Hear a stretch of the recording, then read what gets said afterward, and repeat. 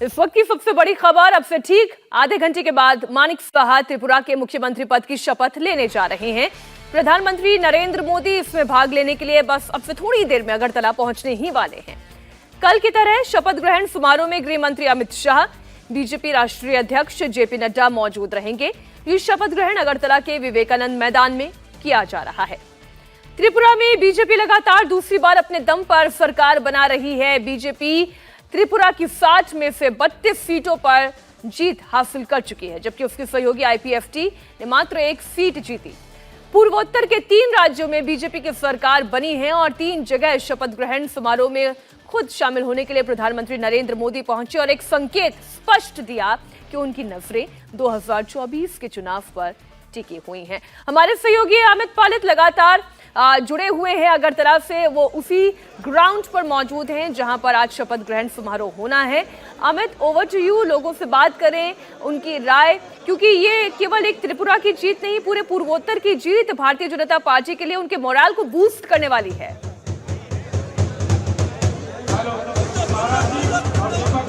Freedom app से सीखकर क्या आपने मशरूम खेती शुरू की है क्या? अगर ऐसा है तो 1 करोड़ फ्रीडम ऐप के जो ग्राहक हैं उनको बिना किसी खर्चे के आप इसे बेच सकते हैं। के उस रण का जिसका इंतजार और जिसकी तैयारी में हर कोई लग चुका है। कोई देश में लगा है, कोई देश के बाहर लगा है, लेकिन टारगेट तो 2024 है। लेकिन फिलहाल हम जहां से हैं, आप कह सकते हैं नॉर्थ ईस्ट, जहां से सूर्य का उदय सबसे पहले भारत में अगर कहीं होता है तो इसी नॉर्थ ईस्ट की तरफ से होता है और यहीं से बीजेपी ने 2023 की बड़ी जीत के साथ शुरुआत की है। अभी आपको जो माहौल दिखा देते हैं किस तरह की तैयारी और भीड़ बढ़ती जा रही है। जब दिखाई यहाँ पर किस तरह से भीड़ लगातार बढ़ती जा रही है, पीछे बड़ी तादाद में लोग अभी पहुंचते जा रहे हैं और यहाँ महिलाएं देखेंगे, आपको बहुत बड़ी तादाद में महिलाएं नजर आती हैं। पुरुषों के बराबर की यहाँ पर महिलाएं तादाद में, तो आप समझ सकते हैं कि महिलाओं ने कितना बढ़ चढ़कर इसमें हिस्सा लिया था इलेक्शन में और इनकी जो खुशी है वो साफ नजर आती है। हमारे साथ अब कुछ लोगों से बात भी करते हैं। आइए, आपका नाम? मोहम्मद तारा मियाँ। हमारे साथ अभी तारा मियाँ है। अच्छा, तारा मियाँ, तारा चमका, और चमका यहाँ पर मानिक का भी और मोदी का भी है। हाँ? ये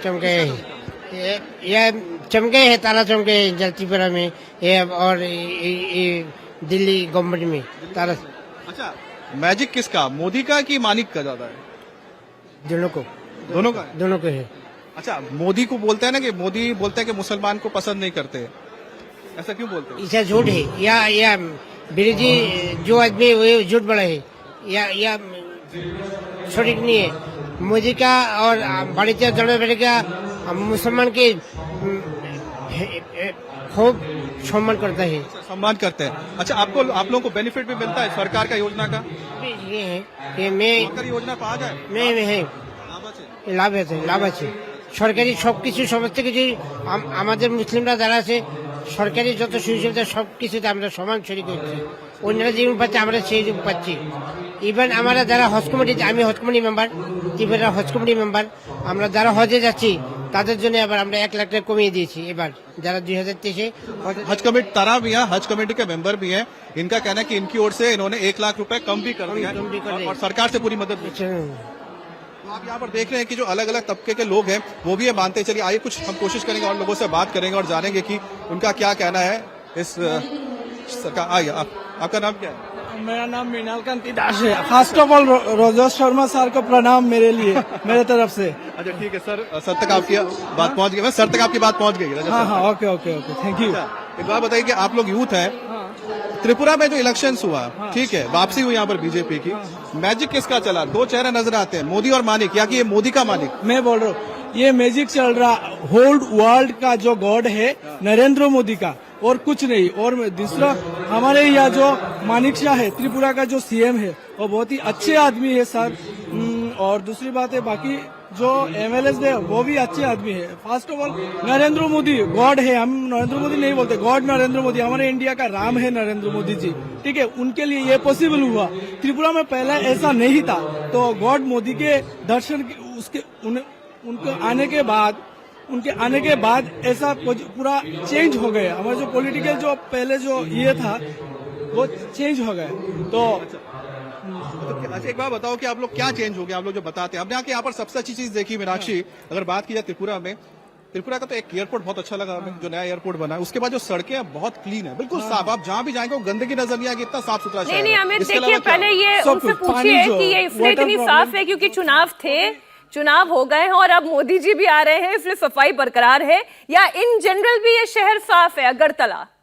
सड़क के बारे में, सड़क भी बहुत ही अच्छा था, पहले ऐसा नहीं था। और जो रोड का वो जो ग्राम का जो सड़क है ना, वो पहले ऐसा नहीं था। अभी मोदी गवर्नमेंट आने के बाद सब कुछ अच्छा हो गया, पूरा अली गली सब कुछ ठीक हो गया। वहाँ पर साफ सुथरा होता जा रहा है। हाँ। नमस्कार, क्या नाम है आपका? प्रियंका मुजुमदार। अच्छा प्रियंका जी, बात बताइए कि ये जो सरकार की वापसी हुई है, क्या लगता है कौन से काम किए जिस वजह लोगों ने वोट दिया और सरकार को वापस लेकर आए, किसकी वजह से? एक्चुअली सरकार ने बहुत कुछ किया है, बहुत उन्नति किया है, इसलिए सरकार वापस आया है। महिलाओं को क्या मिला है ऐसा? महिला को सेफ्टी मिला है, लॉ एंड ऑर्डर है, इसीलिए लॉ एंड ऑर्डर पहले से बेटर हुआ? पहले बेटर हुआ है। अच्छा, पहले कैसा होता था? मैं एक्चुअली मैं असिस्टेंट पब्लिक प्रोसिक्यूटर हूँ। अच्छा, तो मुझे लगता है लॉ एंड ऑर्डर बहुत अच्छे से आया है। लॉ एंड ऑर्डर ठीक। आइए कुछ और लोगों से बात करते हैं। दादा, क्या नाम है आपका? मेरा नाम सुकन सरकार है। सुकेश सरकार। अच्छा, आपने तो कम्युनिस्ट का भी राज देखा यहाँ पर? कम्युनिस्ट का राज for 25 इयर्स। हाँ, अच्छा देखा तो अच्छा, उधर 25 इयर्स देखा, उसके बाद 5 साल यहाँ पर बीजेपी का देखा, और 5 साल फिर से बीजेपी को लेके आए, क्या कितना फर्क है? बीजेपी का देखा है 5 साल और 25 इयर्स देखा है सीपीएम का। एक डिफरेंट था, वो पार्टी का एडमिनिस्ट्रेशन है 25 years. Beneficiaries party selection, beneficiaries all the beneficiaries, all type of beneficiaries, very important, all type of beneficiaries, several time बोलছি all type of beneficiaries, criminal beneficiaries, party beneficiaries, financial beneficiaries, that is all type of beneficiaries.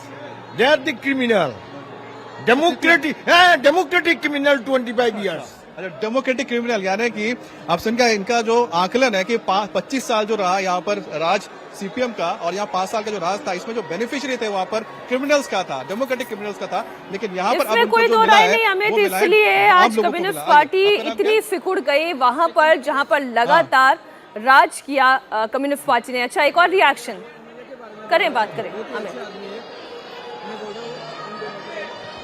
जी जी, मीनाक्षी, हम कुछ और लोगों से आप बात करते हैं। अच्छा, आपका नाम क्या है? मेरा नाम है सत्येंदु विजय धाम। अच्छा, क्या करते हैं आप? मैं जॉब करता हूँ, अच्छा, प्राइवेट जॉब। प्राइवेट जॉब करते हैं। अच्छा, ये बताइए, यहाँ पर यूथ को नौकरी मिल रही है, रोजगार बन रहा है यहाँ? हाँ, रोजगार तो मिल रहा है, वो तो युवा को अच्छे तरह से जो मतलब मोदी सरकार आने के बाद जो रोजगार का जो है वैल्यू है वो बढ़ गया है बहुत ही ज्यादा।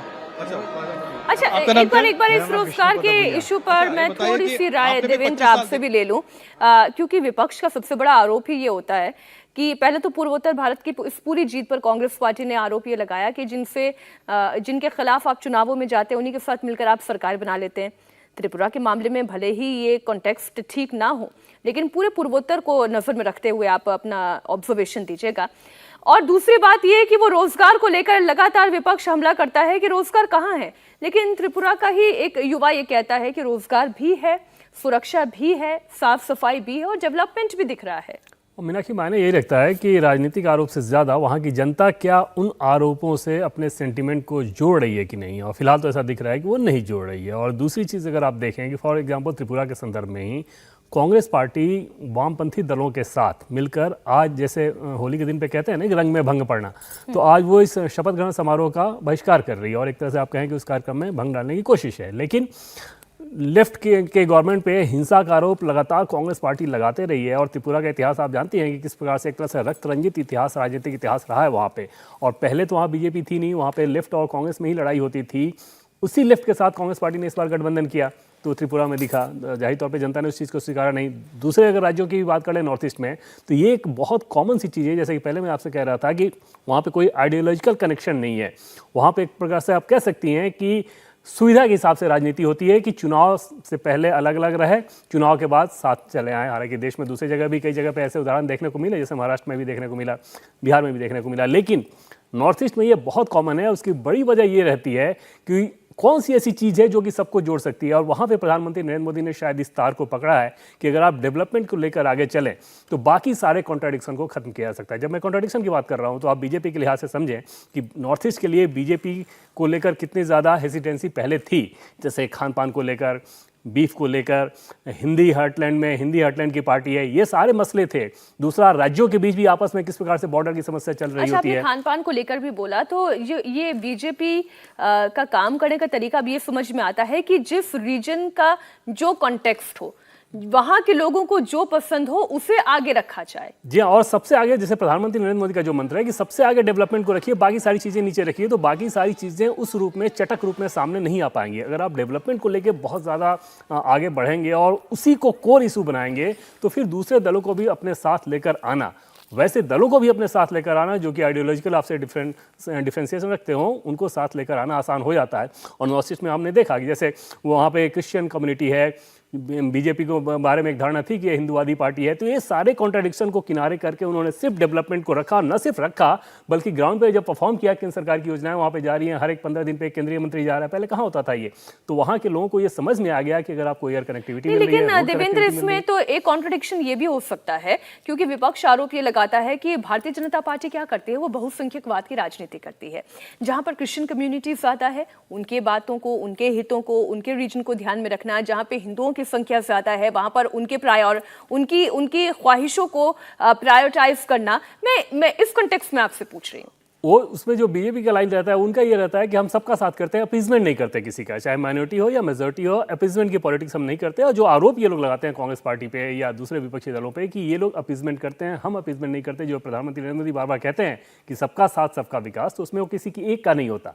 और वहाँ पर बड़ी खासियत, राजनीतिक खासियत ज़रूर ये रहती है कि जिस ग्राउंड पे आप काम कर रहे हों वहाँ के लोकल इश्यूज़ को समझें, लोकल सेंटीमेंट को समझें और उसके हिसाब से अपनी रणनीति बनाएं। जैसे त्रिपुरा के संदर्भ में आप देखें कि क्या कांग्रेस पार्टी के नेतृत्व को ये नहीं समझ में आना चाहिए था कि जिन वामपंथी दलों के साथ आप लगातार लड़े हो, 1988 में उन्होंने वामपंथ को हराया, 93 में फिर हराया और 93 से लगातार 2018 तक वाम दल की सरकार थी और उसके खिलाफ आप लड़े हो, अचानक से उसके साथ चले जाओगे चाहे बीजेपी को हराने के नाम पर ही, तो जनता या आपके कार्यकर्ता उसको एक्सेप्ट नहीं कर पाएंगे।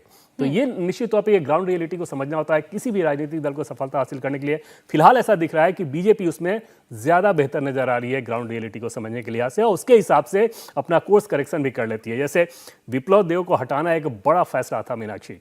असम के उस संदर्भ में आप देखें कि पिछली बार के जो मुख्यमंत्री थे, दोबारा उनके नेतृत्व में जीत हासिल होती है, बावजूद उनको हटा के हेमंत बिस्वा शर्मा को अगर बनाया जाता है, सर्बानंद सोनोवाल को हटा के, तो वो एक बड़ा फैसला था। और ये चीज़ बताता है कि समय और ज़रूरत के हिसाब से बीजेपी अपने फैसले को ज़्यादा तेजी से, ज़्यादा समीचीन तरीके से बदल पा रही है। कांग्रेस पार्टी या विपक्षी दलों की बात करें तो जैसी डिमांड है वो वैसी सप्लाई कर रही है और इसलिए वो जीत उनके खाते में भी जा रही है। अमित, एक बड़ी दिलचस्प तस्वीर आपकी कैमरा पर्सन दिखा रहे थे।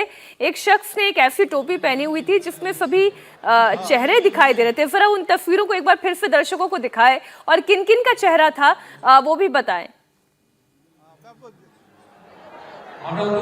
फ्रीडम ऐप से सीखकर क्या आपने मशरूम खेती शुरू की है क्या? अगर ऐसा है तो 1 करोड़ फ्रीडम ऐप के जो ग्राहक हैं उनको बिना किसी खर्चे के आप इसे बेच सकते हैं।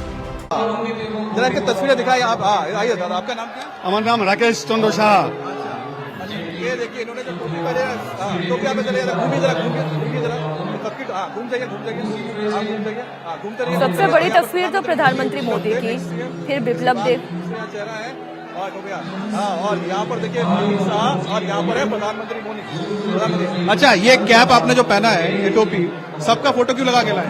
আমাদের প্রধানমন্ত্রী এবং মুখ্যমন্ত্রী মানিক সাহা, বিপ্লব দেব, এরপরে সুশান্ত চৌধুরী, ওরাও ত্রিপুরার সবকিছু মানে সৎভাবে চলাতে পারবে তার জন্য এইগুলা ছবিগুলো আমি লাগিয়েছি। পুরা ক্রীড়া মন্ত্রীর কাছে আমার একটা আবেদন, যারা ভালো খেলার প্লেয়ার তাদের জন্য সবকিছু চাকরির জন্য একটা কোটা রাখে। ये बांग्ला में बिल्कुल अमित, आप बने रहिए हमारे साथ। ये जो चेहरे ये दिखा रहे थे, इन चेहरों का अर्थ ही ये है, सबसे बड़ी ताकत तो प्रधानमंत्री नरेंद्र मोदी की, और उनके बाएं और दाएं में बिप्लब देव और मुख्यमंत्री की शपथ लेने जा रहे हैं मानिक साहा, दूसरी बार वो शपथ लेने जा रहे हैं। ये त्रिपुरा में बीजेपी की ताकत है।